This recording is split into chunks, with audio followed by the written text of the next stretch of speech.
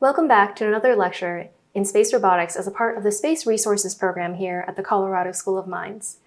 A critical part of any mission is the payload, so what better topic to cover in our program other than that of space resources payloads? I'm hoping by the end of this module, you will be able to select a science or technology payload for a stage in the in-situ resource utilization, or ISRU chain, and justify its mission requirements, robotic integration needs, and expected data deliverables.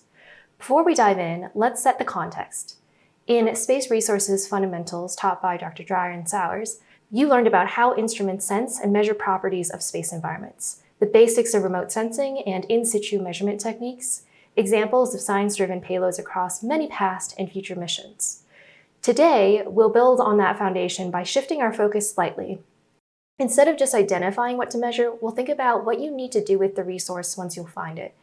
We'll walk through payloads specifically chosen to enable resource extraction and utilization, not just exploration, and we'll frame each payload in terms of its operational impacts, how it drives mission architecture, robotic design, and system-level requirements for a real ISRU mission. By the end of this lecture, you'll have practice linking a payload not only to science and exploration goals, but also from the practical software and robotic engineering to mission considerations that ISRU depend on. I should first define the ISRU chain, right? Just like how in the Space Robot Technology lecture, I linked capabilities or robot verbs to specific technologies. We're going to do that here specifically for the ISRU chain. This directional flow chart is taken from Professor Dreyer's Space Resource Fundamentals course, which we use as an outline for the rest of this lecture. I'll talk about a variety of payloads that meet that ISRU capability and discuss mission, robot, and data considerations for each payload. This image over here is taken from Dr. Matrosyan's ISRU research page, which seems like an AI-generated depiction that illustrates many of the ISRU chain capabilities all in one place. Let's start with the very beginning of the ISRU chain, prospecting. In this stage, we're identifying promising locations for resources. At the top left, we see an orbital satellite scanning the lunar surface to detect mineral signatures and subsurface water hints from orbit. Closer to the surface, right here, an astronaut uses a handheld device, perhaps a spectrometer or imager, to scout terrain features that might suggest valuable deposits.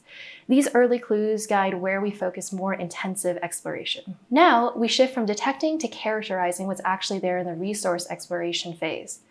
In the foreground and midground, we see rovers equipped with scientific instrumentation, likely using tools like drills, ground-penetrating radar, or spectrometers to sample and analyze the regolith. Meanwhile, astronauts on foot may be taking manual samples or marking locations for further study. The goal here is to understand quantity, concentration, and accessibility of resources. Before full-scale operations, we can ask, can we extract and use this resource in practice? At the center right, the funnel-shaped excavation site may host a testbed ISRU reactor to validate methods for extracting oxygen or water.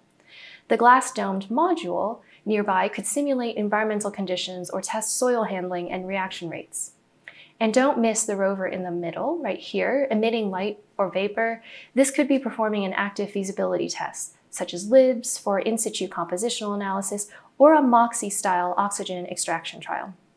The experiments inform whether resource extraction is practical and scalable under lunar conditions. To mine, we begin extracting regolith or other in-situ material. The conveyor system on the far right shows continuous regolith movement and intake, likely a scalable mining system. We also see rovers hauling material into collection hoppers near processing plants. At this stage, mobility, autonomy, and durability are key to sustained operations. Extracting useful elements like oxygen, water, or metals happens in the process phase. The processing facilities under the large solar panel array over there may house pyrolysis or electrolysis units. Some rovers emitting dust or vapor could be equipped with onboard thermal processors or volatile extractors. This is where raw regolith becomes mission-critical consumables. Manufacturing and construction focuses on building the infrastructure of a lunar base. The geodesic domes that you see up here and habitat shells may have been 3D printed from processed regolith. At the center right, you'll notice robotic scaffolding over there and arms suggesting automation in assembling modular structures. In situ construction reduces the need for Earth-launched materials, crucial for long-term presence. To enable distribution, materials need to flow efficiently across this lunar economy. Look at the tracked roadways and convoy of rovers. They're transporting materials from mining zones to processing plants and habitats. Conveyor belts handle bulk material loads, linking key nodes like extraction and storage. Coordination of robotic logistics is essential for mission tempo. Finally, the output of ISRU enters use across the outpost. The greenhouse domes use water, CO2, and nutrients likely sourced from ISRU to grow food. The habitats powered by solar rely on oxygen and construction materials from earlier phases. Even the rovers themselves might run on ISRU-derived fuel cells or batteries. This is where ISRU becomes life support, not just logistics. Just a reminder that this diagram was likely AI generated and isn't tied to any reality. It was just to demonstrate concepts in the context of ISRU. Now let's talk about some actual technologies that exist today. Let's start with the first phase of the ISRU chain, prospecting. Finding the right location before we ever think about mining or extracting. In the top left, you can see the Mars Reconnaissance Orbiter carrying the instrument we're focusing on today, CRISM, which stands for Compact Reconnaissance Imaging Spectrometer for Mars, on the Mars Reconnaissance Orbiter. CRISM captures reflected sunlight across hundreds of narrow spectral bands, allowing scientists to identify hydrated minerals, carbonates, and other important indicators of resource potential, all from orbit. You already learned from Dr. Dreyer's course about how instruments like CRISM work at a basic sensing level: source, signal, receiver. What I want to emphasize today is how a payload like CRISM doesn't just gather science, it drives robotic mission design. First, for CRISM to work properly, the spacecraft itself has to meet certain mission requirements. It needs to maintain a stable sun-synchronous orbit to ensure consistent lighting for its spectral measurements. It also needs precise pointing control so that it can target specific areas without smearing the image. And CRISM generates huge volumes of data, so the orbiter needs high bandwidth communication systems and large onboard storage, both of which increase the spacecraft's mass, power needs, and the thermal management complexity. Now, how does this tie into robotics on the surface? Well, the maps generated by CRISM directly shape where we send landers and rovers. When we plan a resource extraction mission, we have to assume that the orbital mineral maps are accurate, but there's always some uncertainty. That uncertainty feeds into how we design our surface robots. We might need more capable mobility systems to handle unexpected terrain, better hazard avoidance algorithms, and adaptive landing systems that can steer to high-value targets identified from orbit. The data deliverables from CRISM, detailed mineral distribution maps, environmental context, prioritized target lists, don't just satisfy curiosity. They become operational inputs for ISRU systems, informing where we deploy drills, how to lay out mining infrastructure, and how much energy we'll need to move across a site. While CRISM itself isn't moving regolith or extracting ice, its role is absolutely fundamental in the chain. It sets the stage for every robotic system that follows by telling us where the resources are and what kind of robotic capabilities we're going to need to reach them and use them. Now, let's look at another example from the prospect phase, but this time on the surface, not from orbit. This is APXS, the alpha particle X-ray spectrometer used on the Mars exploration rovers, Spirit and Opportunity. In the top left, you can see where the APXS is mounted. It's one of the instruments on the rover's robotic arm, designed to reach out and place the sensor directly on rocks and soil. The diagram on the bottom right shows how the instrument works. APXS bombards the target with alpha particles and X-rays, then measures the emitted X-rays to determine the elemental composition of the sample. You already learned from Dr. Dreyer that instruments like APXS falls into the in situ elemental analysis category. You know how the physics of X-ray fluorescence works, but today I want to focus on what operational demands an instrument like this places on robotic ISRU systems. First, the mission requirements. APXS is small, it's about 1 kilogram, and it has low power needs, just 10 watts. So it's friendly in terms of energy and mass budgets, but its real demand is positional precision. To take a good reading, the sensor needs to be directly pressed onto the surface with the right amount of contact force. That drives the design of the robotic arm. It needs enough degrees of freedom to reach awkward targets, fine motion control to place the sensor gently, and enough force sensing to ensure contact without crushing fragile surfaces. Also, APX requires stationary periods. It sometimes needs to sit still for minutes to hours during a measurement. That impacts how we design rover mobility and mission scheduling. We can't be driving or vibrating the platform while data is being collected. In an ISRU context, this kind of prospecting payload delivers critical early data. It tells us whether the regolith is rich in elements like iron, magnesium, silicon, or even volatile-bearing components that could be extracted later. APX doesn't just analyze a rock, it provides the ground truth needed to confirm that a resource site identified from orbit is actually viable. In short, payloads like APXS require precision robotic integration, steady operational windows, and careful power and schedule management. They directly affect how we build surface robots, how we plan traverse operations, and how we make early go, no-go decisions about whether a site is worth mining. In the resource exploration phase of ISRU, we move from identifying surface features to characterizing subsurface resources. And that's exactly where this payload comes in. Shown in the center of this slide is the Trident drill, or the regolith and ice drill for exploring new terrain, developed by Honeybee Robotics. It will fly both on the Prime 1 lander and the Viper rover mission. Trident is a percussive drill that can reach up to 1 meter below the lunar surface to retrieve pristine regolith samples, especially from the cold, permanently shadowed regions.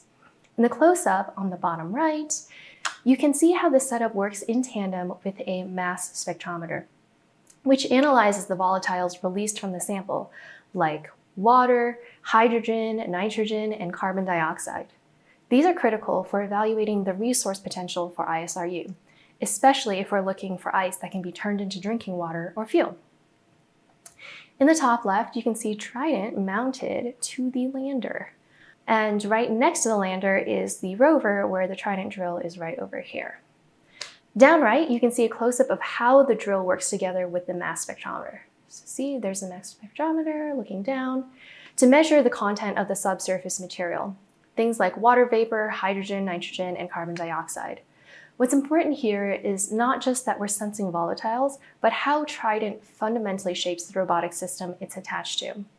First, the payload requirements of Trident are significant.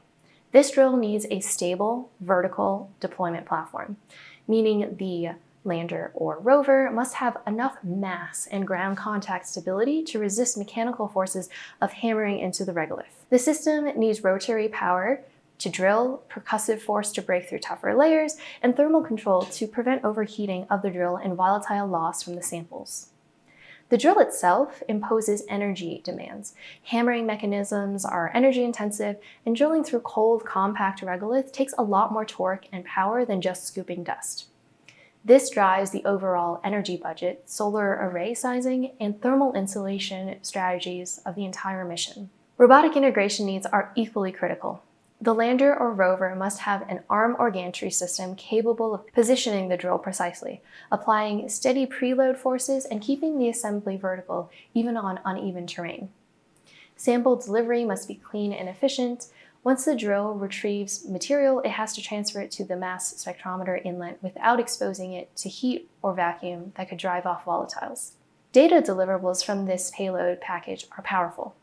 We don't just get presence or absence of water, we get volatile content as a function of depth, chemical speciation of the gases evolved, and stratigraphic information that helps predict resource distribution over large areas. Trident doesn't just poke holes in the ground, it sets major mechanical energy and mobility requirements on the mission design. And it produces exactly the kind of data needed to decide whether a site is worth mining, how deep we'll have to go to access, and what kind of ISRU extraction processes we'll need to design downstream. For this next example of resource exploration, we're focusing on ground-penetrating radar, or GPR, used on China's U-2 lunar rover as a part of the Chang'e 4 mission. On the top left photo, labeled A, you can see U-2 sitting on the far side of the moon. The GPR antennas are actually mounted underneath the rover, pointed downward toward the surface. Diagrams B and C zoom in on those systems. The rover carries both a high-frequency antenna for detailed mapping of shallow layers and a low-frequency antenna for deeper subsurface exploration, reaching down to nearly 300 meters. So how does GPR work? It sends short electromagnetic pulses into the ground and records the returning echoes. The timing and strength of the reflections tell us about the structure, material type, and density changes underground. On the right side of this slide, you see the data products. Panel A shows a 1D radargram plotting signal strength against time. Panel B displays a 2D radar cross-section along U2's traverse. The layer boundaries are marked. And panel C interprets those reflections into a stratigraphic column, revealing basalt layers, ejecta deposits, and regolith layers, all crucial for understanding what lies beneath the surface. Now for ISRU, this kind of data is incredibly important. GPR helps us identify stable, accessible regions for mining, flag areas that may have buried ice or volatiles, and map mechanical properties like layer hardness or regolith thickness before we ever deploy a drill. But let's think about what GPR actually demands of the rover. First, GPR systems require a clear, unobstructed path and good ground coupling to minimize signal noise. That's why on U2, the antennas are mounted close to the surface. Second, GPR needs terrain-stable motion. The rover must move slowly and steadily to maintain consistent signal returns, which directly affect rover drive train design, suspension stability, and how traverse paths are planned. Third, although GPR is relatively low power, it generates large volumes of raw radar data. That increases the rover's data storage requirements, downlink planning, and prioritization of which data gets transmitted home. So in terms of robotic integration, mounting position, ground clearance, vehicle speed control, and data handling pipelines all have to be tailored to support the radar payload.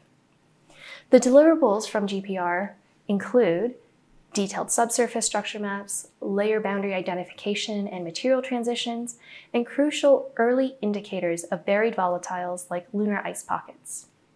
GPR payloads, like the one on U2-2, aren't just extra science instruments. They directly shape rover mobility, stability, and mission operations, and they're fundamental to choosing where to drill, mine, or construct for ISRU activities. Now, let's take a closer look at another resource exploration payload. This time, using laser-induced breakdown spectroscopy, or LIBS, on NASA's Curiosity rover. In the top left image, you can see a conceptual illustration from Los Alamos National Labs showing Curiosity firing its laser at a rock surface. What's immediately clear is one of LIBS's major advantages. It's a remote sensing tool. It doesn't require contact. That saves mechanical complexity compared to instruments that have to physically touch the ground. The center image shows the ChemCam instrument itself mounted on Curiosity's mast. ChemCam combines a pulsed laser, a telescope, and a spectrometer, allowing it to analyze surface materials from up to 7 meters away. The bottom left zooms into one of the rock targets. You can see the tiny ablation spot left by the laser. It's only a few millimeters wide, allowing ChemCam to precisely sample surfaces with very fine spatial control. Now on the right, we see the results of ChemCam itself. The top spectrum shows peaks for elements like carbon, silicon, iron, magnesium, aluminum, and more, each one revealing what the material is made out of.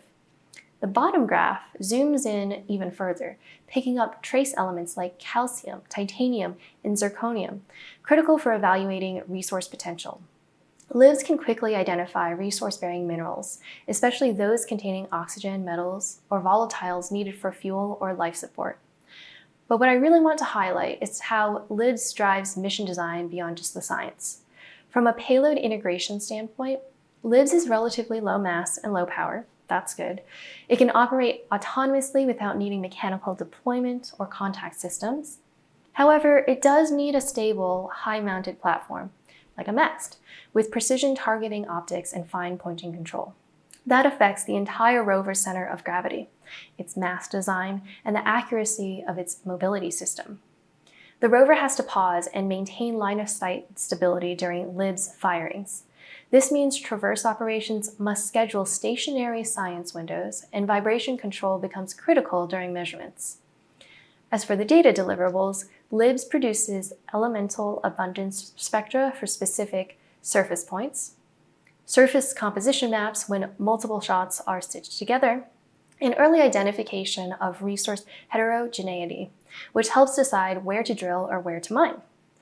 ChemCam's LIBS system shows how even a small, low-power payload can strongly shape robotic platform design, mobility planning, and operations. It's an elegant example of how payload needs ripple throughout the entire ISRU mission architecture, from the first scan of a rock to deciding where we build infrastructure later. For the established feasibility phase of ISRU, let's focus on MOXIE, the Mars Oxygen In Situ Resource Utilization Experiment, flown aboard NASA's Perseverance rover. In the left diagram, you can see where MOXIE sits, tucked inside the rover chassis. It's a compact payload about the size of a car battery, but it represents a major leap. It's the first system ever to convert Martian CO2 into usable oxygen directly on the surface. On the right side, you see a cutaway of the MOXIE unit. Here's how MOXIE works. MOXIE draws in ambient CO2 from the Martian atmosphere, compresses it, and feeds it into a solid oxide electrolysis unit, or SOx, where it's heated to around 800 degrees Celsius. Inside the SOx, an electrochemical reaction splits CO2 molecules into oxygen and carbon monoxide. The system also includes accumulators, a cryocooler, pressure sensors, and heat exchangers to manage gas flows in extreme thermal conditions. Why does this matter for ISRU? MOXIE demonstrates for the first time that we can transform a local atmospheric resource into something critical for human survival and propulsion: oxygen for breathing and oxygen for rocket fuel. Beyond chemistry, let's think about what MOXIE demands from a mission design perspective. First, MOXIE requires constant access to ambient atmosphere, meaning it has to interface cleanly with external conditions without clogging, freezing, or leaking. It demands significant thermal insulation to maintain extremely high internal temperatures while surviving cold external Martian nights, which stress the rover's thermal control systems. It also needs continuous, stable power supply for heating, pumping, and monitoring, which impacts the rover's power budget, battery cycling, and energy prioritization across instruments. In terms of robotic integration, MOXIE doesn't move, doesn't drill, doesn't sample rocks. But it relies heavily on stable environmental conditions, precise gas intake mechanisms, and a reliable telemetry system to send health and production data back to Earth. Even though MOXIE is passive once it starts running, it competes with other systems for thermal, power, and data bandwidth resources, forcing careful mission planning and systems-wide integration. As for data deliverables, MOXIE produces oxygen production rates under real Martian conditions, energy cost per unit of oxygen, and system durability metrics over multiple production cycles, all key inputs for designing scaled-up ISRU reactors for human missions. MOXIE is a textbook example of establishing feasibility. It doesn't mine regolith, but it proves that local atmospheric resources can be converted into critical mission consumables. And it shows us that ISRU payloads don't just add capabilities, they reshape thermal, power, and system management requirements for every part of a mission. On this slide, we are focusing on SAM, the Sample Analysis at Mars Suite onboard NASA's Curiosity rover. SAM is a perfect example of how we establish feasibility for ISRU, not by extracting resources at scale yet, but by testing whether accessible Martian soil actually contains useful volatiles we could eventually extract. Looking at the photo on the left, you can see Curiosity sitting on the Martian surface. Those little SAM intakes, or inlets, are where powdered regolith samples are dropped in, after the rover drills, sieves, and prepares the material. The cutaway diagram on the right shows what happens next. SAM is basically a miniature analytical chemistry lab packed onto the body of a rover. It includes an oven that can heat samples up to 1,000 degrees Celsius, a quadrupole mass spectrometer, a gas chromatograph, and a tunable laser spectrometer for fine chemical analysis. Together, these instruments analyze gases released during heating, gases like H2O, CO2, SO2, and CH4. giving us insight into the volatile content and chemical behavior of Martian soil. SAM helps us answer key questions. Is there water or ice bound in the regolith? How much extractable water can we get per kilogram of soil? And what other chemical byproducts would we have to deal with during processing? Now let's think about how SAM shapes mission requirements. First, SAM demands precise sample delivery. The rover needs a drill system, sample handling mechanism, and sieving system all working reliably before SAM can even operate. SAM also requires thermal control. Heating samples up to 1,000 degrees Celsius inside the rover body means serious thermal management to protect surrounding electronics and maintain safe operating temperatures. And finally, running SAM's instruments takes significant energy. So the rover's power system has to be sized to accommodate these high-energy science campaigns without compromising mobility or communications. From a robotic integration perspective, SAM is passive once the sample is inside, but it's deeply dependent on drilling, sample processing, and precise mechanical interfaces upstream. As for data deliverables, SAM provides volatile release profiles versus temperature, gas composition ratios, and elemental or isotopic fingerprints that can inform both scientific understanding and engineering design for future ISRU reactors. SAM doesn't mine or process resources itself, but it proves whether extraction is possible, practical, and worthwhile. It also shows that even early-stage feasibility payloads can have huge impacts on robotic system design, energy budgets, and mission operations. This slide features the HP3 MOL, the heat flow and physical properties package that flew aboard NASA's InSight lander. While InSight's primary mission was geophysics, HP3 is directly relevant to ISRU feasibility, especially when it comes to understanding how regolith behaves during excavation. Looking at the left image, you can see the lander deployed on the Martian surface. HP3 is the small package sitting right in front of the lander. It deployed a self-hammering probe, or MOL, designed to dig up to 5 meters deep into the Martian subsurface. On the right, you see diagrams showing how HP3 worked. As the MOL burrowed downward, it dragged along a science tether embedded with temperature sensors and tilt meters. The mission goals were to measure two critical things: thermal conductivity to understand how heat moves through the soil, important for extraction processes like thermal mining, and mechanical resistance, which affects how easily we can drill, scoop, or anchor in that soil, key inputs for designing ISRU hardware. As you may or may not know, the MOL ran into some trouble. The regolith turned out to be far more cohesive than engineers had expected. Instead of collapsing around the MOL and providing friction for it to hammer downward, the soil stayed loose and fluffy, causing the MOL to stall near the surface. From an engineering standpoint, this was a valuable failure. It showed us that Martian regolith can behave unpredictably, and that passive blind digging may not work in all terrains.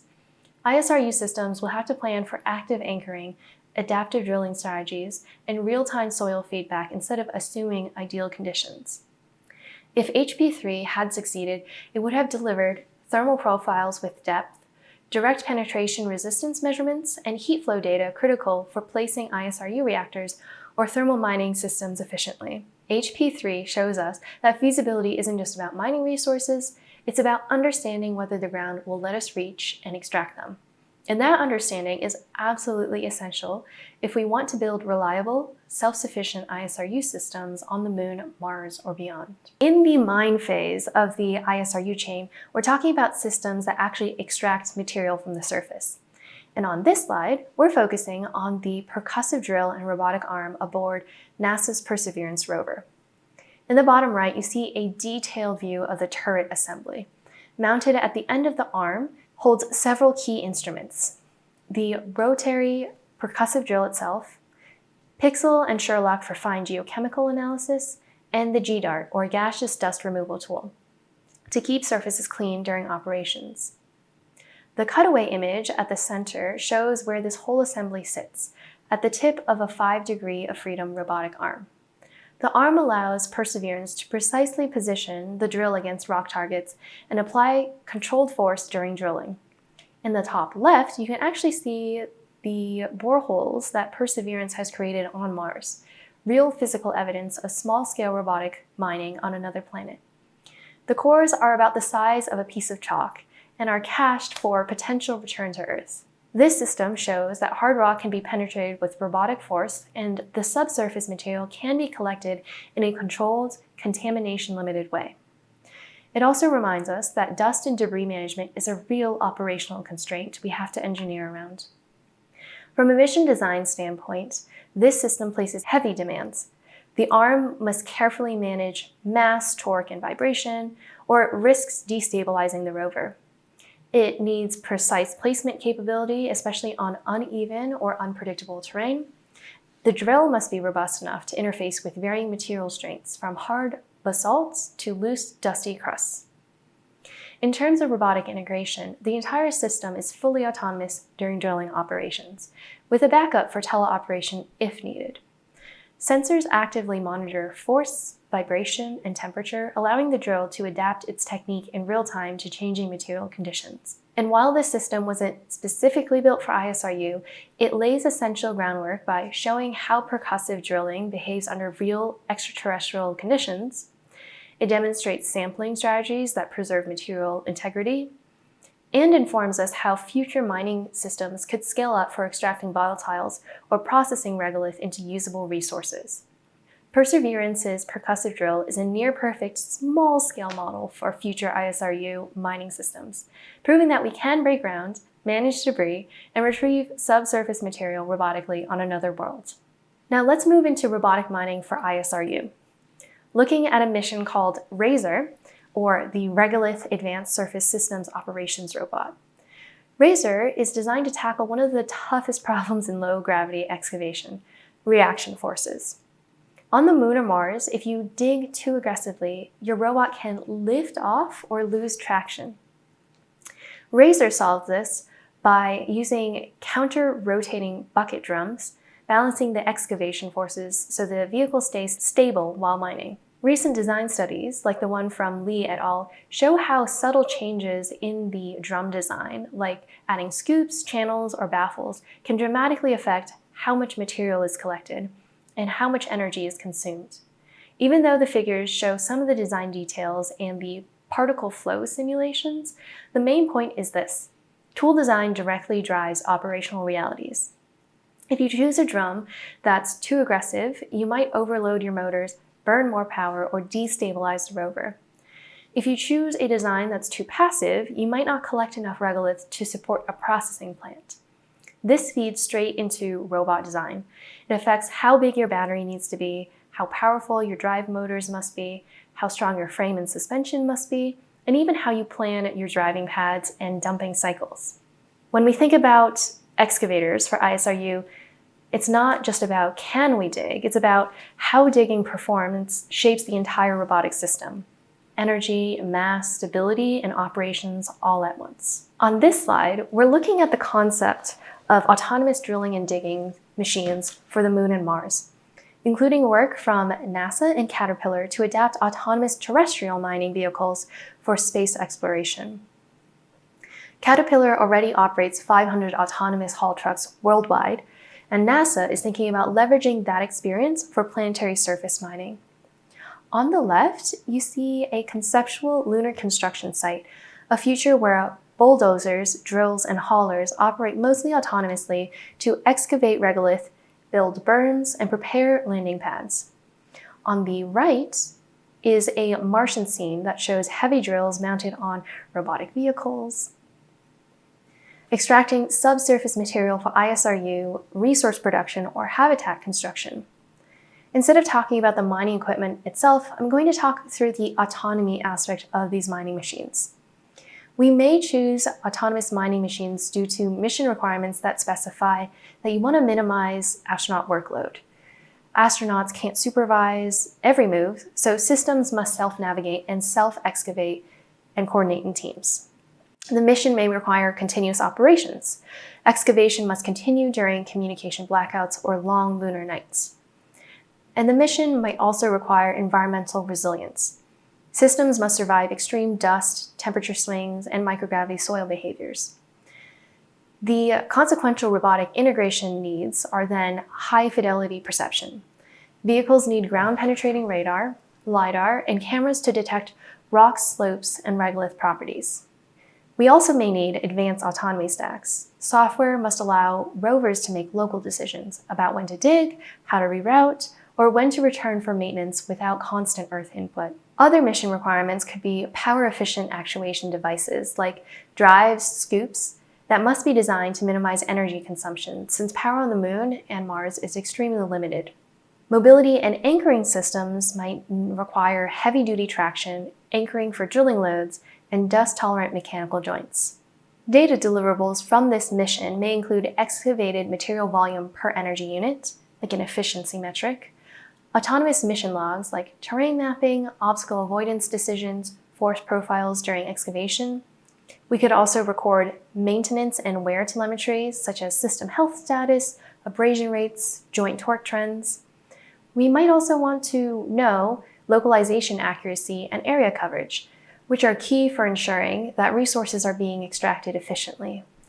Autonomous mining machines are critical enablers for ISRU, but autonomy isn't just about driving, it's about managing excavation, handling complex terrains, adapting to equipment wear, and reporting meaningful data back to Earth, all while operating mostly unsupervised. On this slide, we're shifting from mechanical excavation to a different mining strategy, thermal mining, for ice extraction. This concept comes from Dr. Sowers and Dr. Dreyer, and it's designed specifically for accessing buried water ice in permanently shadowed regions on the Moon. The image on the left shows an artistic vision of the setup. Here, sunlight is captured by concentrators on crater rims and reflected down into cold, shadowed area, focusing heat onto an icy regolith deposit without ever needing to dig. On the right, this schematic shows how the system works in more detail. Concentrated light, or potentially artificial heating, warms the subsurface regolith beneath an impermeable reflective tent. As the regolith heats up, the ice sublimates directly into vapor. The vapor rises inside the tent, where it's captured into cold traps and condensed into liquid water or ice pellets for collection. From a robotic system and operations perspective, thermal mining has some important trade-offs. It avoids mechanical wear, no digging, no abrasion, no dust clogging moving parts. It reduces mechanical anchoring needs because there's no tool-ground reaction force. But it requires very high precision in optical alignment, thermal modeling, and gas handling systems. In terms of robotic integration, you now have to think about how to deploy and maintain a large thermal tent over a structure, how to position cold traps effectively over uneven terrain, and how to navigate and operate in environments that are extremely dark, cold, and communications challenged. The key data deliverables from a thermal mining campaign would include sublimation rates as a function of time and depth, capture efficiency into cold traps, and thermal penetration profiles to optimize future operations. Thermal mining represents a low mechanical risk way to extract volatiles from delicate, inaccessible lunar environments, but it shifts the burden onto thermal system design, optical systems, and careful robotic deployment. Let's move on into the process stage of the ISRU chain, where the goal isn't just about finding or collecting material, it's about transforming it into mission-critical resources. Here's another key ISRU processing payload: the SOX stack, or solid oxide electrolysis system, developed by Oxeon and tested through the MOXIE experiment on Perseverance. SOX is fundamentally different from the chemical reduction reactors like hydrogen or carbothermal systems. Instead of heating and chemically reacting regolith, it electrochemically splits carbon dioxide gas from the atmosphere.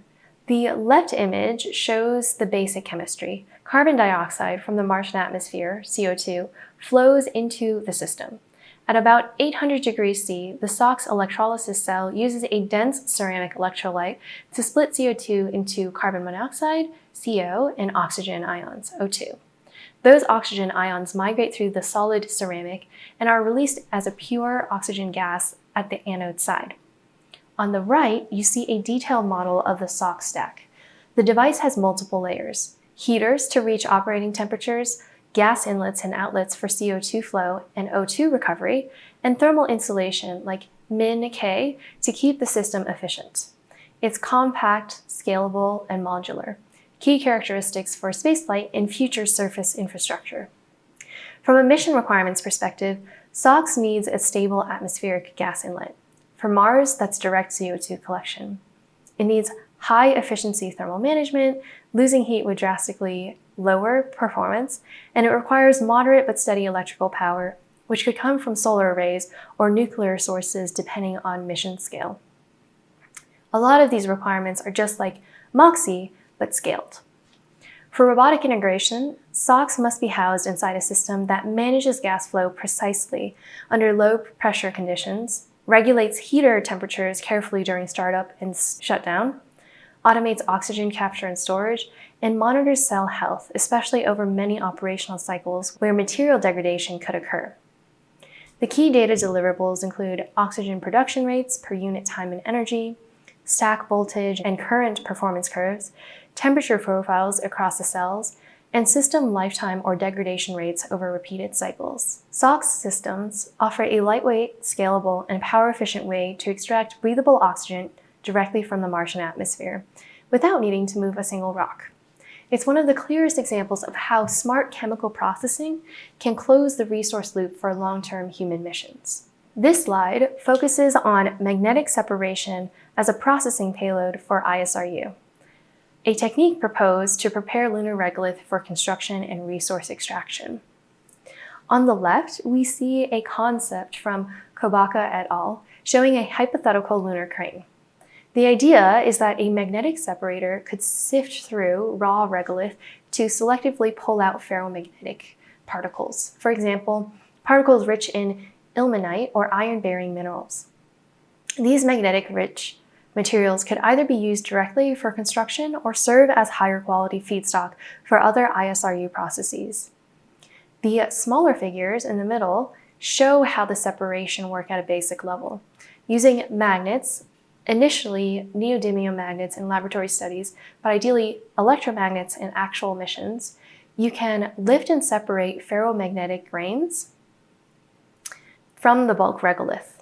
On the right, you see a modern laboratory separator that combines gravitational, magnetic, and even electrostatic beneficiation steps to further refine particle fractions. So let's think about this in a real mission context. From a mission requirements perspective, we need a continuous feed of excavated regolith, precise material handling systems, and magnetic field strength strong enough to separate usable fractions even in microgravity. Power management becomes important too, particularly if we scale up to active electromagnets. From a robotic integration standpoint, magnetic separators would likely need to be mounted to excavators, conveyor belts, or mobile processing stations. Robots would need systems for feeding regolith in a controlled flow, adjusting the separation fields dynamically based on particle size and composition, and offloading magnetic versus non-magnetic products cleanly.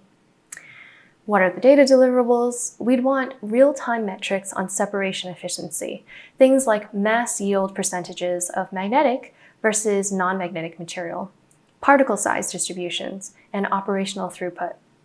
This informs whether the beneficiation step is working properly and helps optimize downstream processes like concrete fabrication or metal extraction. Magnetic separation offers a passive, power-efficient way to pre-process lunar regolith, improving material properties for construction and refining ISRU product streams. But it demands careful thinking about how we feed, operate, and monitor these systems robotically. Moving into the manufacturing and construction phase of the ISRU chain, this slide focuses on MASON, the microwave array for surface operations and lunar construction, developed by Redwire. MASON is designed to transform loose lunar regolith into strong, durable structures without the need for water, binders, or heavy construction materials brought from Earth. In the images on this slide, you can see how this technology could be used to create roads, berms, landing pads, and these heavy infrastructure foundations, all by sintering regolith directly in place using microwaves. The rover in the left image illustrates the type of mobile system envisioned: rovers that can travel across the surface and deploy microwave emitters to progressively build infrastructure across long distances. From a mission perspective, MASON systems need a stable power source, likely solar or nuclear, to generate high-energy microwaves for extended periods. They must operate reliably in extreme temperature ranges and dust-rich environments on the Moon. And they need accurate mobility and alignment to ensure even sintering across the targeted surfaces. Robotic integration needs include precise terrain mapping before and during sintering operations, controlled pressure and height adjustment to maintain proper focus and depth of microwave heating, fleet coordination if multiple Mason units work together to cover larger areas, for example, building kilometer-scale landing pads or connecting road networks. The key data deliverables for Mason operations would be thermal profiles of the regolith during sintering, strength measurements of the finished material, coverage maps documenting where construction was completed, and system health data for emitters and mobile platforms. Technologies like Mason could reduce dust hazards, stabilize surfaces for infrastructure, and lower emission costs dramatically by minimizing imported construction materials. It's a clear example of how ISRU extends beyond resource extraction into full civil engineering and planetary surface construction, essential for long-term lunar or Martian outposts. The next manufacturing and construction payload I want to emphasize is Project Olympus, led by ICON. ICON is taking a terrestrial technology, large-scale 3D printing, and adapting it for planetary construction on the Moon and Mars. In the top left, you see a concept of Olympus rovers constructing a lunar landing pad layer by layer, using local regolith processed into printable material. The printed structures would be hardened under lunar conditions, low pressure, extreme temperatures, and abrasive dust, creating durable infrastructure without needing to launch building materials from Earth. In the center, this inset image shows ICON's Earth-based experiments, where they extrude heated regolith simulant mix, which is that bright spot. You can see the material solidifying immediately after deposition, even under thermal stress, mimicking lunar conditions. The bottom right image shows one of ICON's Earth-printed habitats, not from lunar material, but using similar large gantry robots and printing strategies. It gives a real-world glimpse of the scale and complexity they're targeting for off-world construction. From a mission requirements perspective, Olympus printing systems require continuous material supply chains, either pre-processed regolith or engineered lunarcrete mixes. They demand precise environmental controls during printing, especially if temperatures swing dramatically between shadowed and sunlit areas. Power needs are moderate to high, especially for material heating, pumping, and robotic motion. Speaking of robotics, the robotic integration needs may include high-fidelity terrain mapping and site preparation before printing, autonomous gantry setup and leveling to ensure accuracy over uneven ground, real-time extrusion monitoring to adapt material flow to varying regolith properties. Key data deliverables may include material strength testing after curing, such as compressive or tensile strength. Other data could be print path and structural integrity logs, energy and throughput metrics measuring the rate of infrastructure deployment. Project Olympus is about scaling planetary construction rapidly with minimal human supervision using ISRU feedstocks. Now, let's look at another type of manufacturing and construction payload, the Armadas project, which stands for Automated Reconfigurable Mission Adaptive Digital Assembly Systems. In the top left, you can see a conceptual rendering of astronauts standing by structures assembled from lightweight truss lattices on the lunar surface. These structures aren't printed or poured. They're built piece by autonomous robots. The image on the right shows the real robots behind this idea, multi-limbed climbing robots called Solly. Each robot uses inchworm-like bipedal motion to navigate across and build a 3D lattice made of modular voxels, or lightweight building blocks. What are the mission requirements? Armadas aims to overcome the mass, volume, and precision constraints of launching large structures from Earth. By autonomously assembling strong, scalable frameworks from small parts, these robots make it possible to create larger habitats, telescopes, or landing infrastructure than what a single launch vehicle can carry. From a robotic integration perspective, the system is extremely elegant. The Solly robots use structure they're building as their locomotion surface. They grip, lift, and place new components using only a few degrees of freedom and lightweight hardware, minimizing the load on developing structure. They work in pairs, One robot transports the voxel from the depot, and the other places it precisely where it needs to be. For data deliverables, Armada's robots track position, orientation, successful placement of voxels, and fault conditions like slippage or misalignment. The system must autonomously synchronize motion, detect and recover from errors, and confirm structural integrity at each step. Compared to printing-based approaches like ICON, Armada's focuses on high-precision, discrete assembly of modular parts, allowing for much easier scalability, repair, and reconfiguration in space environments where maintenance access is limited. Armada's hopes to build scalable, repairable space infrastructure for modular parts, autonomously and robotically, one voxel at a time. For distribution, we are highlighting the Mobile Autonomous Prospecting Platform, or MAP, developed by Lunar Outpost, and how it's being applied for distribution and material transportation tasks in ISRU operations. On the left, you see Lunar Outpost MAP concept, a modular rover designed for prospecting and science mobility, but highly adaptable for logistic roles as well. In the center, here is an illustration of MAP operating under simulated lunar lighting conditions, conducting excavation and regolith transfer tasks. On the right, you see a rendering of the Colorado School of Mines Break the Ice Challenge MAP variant. This version was adapted with a front-mounted scoop and dump bed to haul excavated material. In NASA's Break the Ice Challenge, the Mines and Lunar Outpost team demonstrated a system that transported over 12 metric tons of hard regolith simulant over 15 days, showing that even small, efficient rovers can handle meaningful payloads when properly designed. Mission requirements that fall out of this excavating payload are that the rover must operate autonomously in rugged, low-light lunar conditions. The rover must carry and dump material safely, accounting for shifting center of mass and traction changes. It needs a long operational lifetime, surviving dust, thermal extremes, and mechanical wear over extended durations. The robotic integration needs include payload bays, originally intended for instruments, over here, to be reconfigured into transport bins or containers using MAP's internal and external compartments. We also may need vision-based navigation and LiDAR fusion, crucial for driving in shadowed regions or polar lighting conditions. Modular autonomy stacks are needed to handle excavation, dump, return cycles autonomously.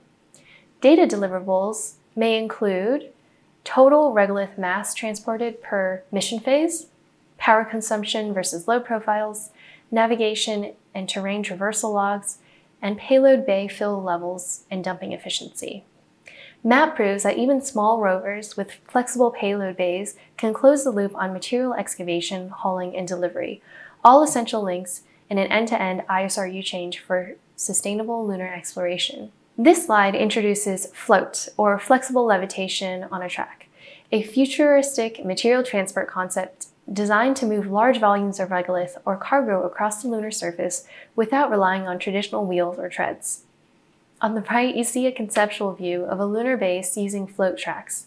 These flexible electromagnetic tracks are deployed directly onto the lunar regolith, forming pathways for levitating robots to glide silently and dust-free. On the left, this diagram shows the underlying technology. Float robots contain passive permanent magnets.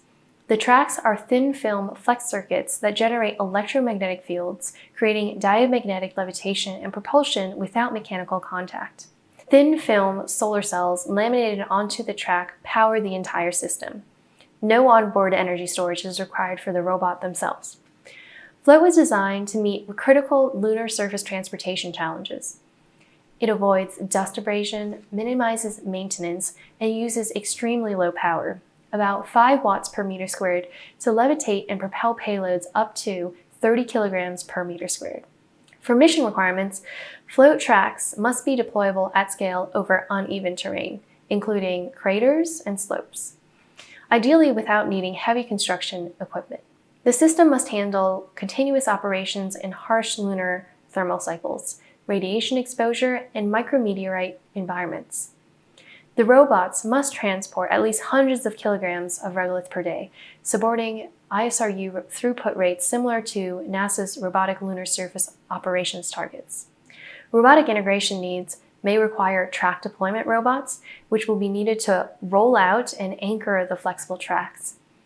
Unloading interfaces, which must be developed since float platforms are passive carriers. They can't scoop materials themselves without assistive robots. Other requirements may include traffic control software. Since many float robots may operate simultaneously, autonomous traffic coordination, collision avoidance, and routing logic are required. Diagnostic and repair bots may be needed to maintain tracks and replace damaged segments if needed. Data deliverables one could expect are mass transport logs, how much material moved per time interval. Energy efficiency records could include power draw versus payload mass transported. System health telemetry could include track voltage, field strength, and robot levitation performance. We also might want to know about terrain adaptability, like performance data over slopes, dust accumulation, and regolith compaction zones. Float is a radically different distribution system. Lightweight, passive, scalable, and dust resilient. It represents a completely new way to think about highways for ISRU operations on the Moon and potentially Mars. Now that we've walked through how to find, extract, process, and move resources, I want to close by talking about what's left to actually use them, and the robotic technologies that are still needed to finish the chain. This diagram shows the full ISRU system. On the left, we start with excavation and volatile extraction. On the right, we see where those products end up: life support, power systems, manufacturing, and launch vehicles. But before making resources and using them, there's still a crucial gap, and that's where robotics comes in. First, we'll need robots that can handle the products, moving oxygen tanks, water drums, and regolith bricks between processing plants, storage hubs, and vehicles, safely, reliably, and autonomously. Think loading arms, docking ports, and automated payload transfers that don't require astronauts in spacesuits. Second, we need mobility systems that can deliver these products across rough terrains. Those could be surface hoppers, hauler bots, maybe even crawler transporters for heavier payloads. These systems will need autonomy to navigate changing surfaces, avoid obstacles, and reroute if terrain degrades. Third, we'll need maintenance and inspection robots. Bots that can check tanks for leaks, clear dust off solar panels, monitor the health of pipelines, and ideally fix small problems before they become mission-ending failures. And finally, resource management and inventory control will be key. That could come in the form of sensors and trackers that log how much water, oxygen, and metal we have at any given time, and prioritize where it needs to go based on life support, ascent, or construction needs. Because at the end of the day, ISRU isn't just about making oxygen or mining regolith. It's about making sure those resources actually get to where they're needed, when they're needed, without depending on constant human intervention. And that's the future these robotic systems are building towards: a self-sustaining, resilient presence beyond Earth. To wrap up, today you saw how payloads across the ISRU chain all have unique mission requirements, robotic integration needs, and data deliverables. Your assignment now is to pick a payload and translate the implications of your payload choice into mission requirements, design considerations for the robot, and a data deliverable. Think about how the payload fits into the bigger system, not just what it does, but what it needs to succeed. That's the mindset we're aiming for as we design real robotic ISRU missions. I'm excited to see what you come up with. Thanks for tuning in.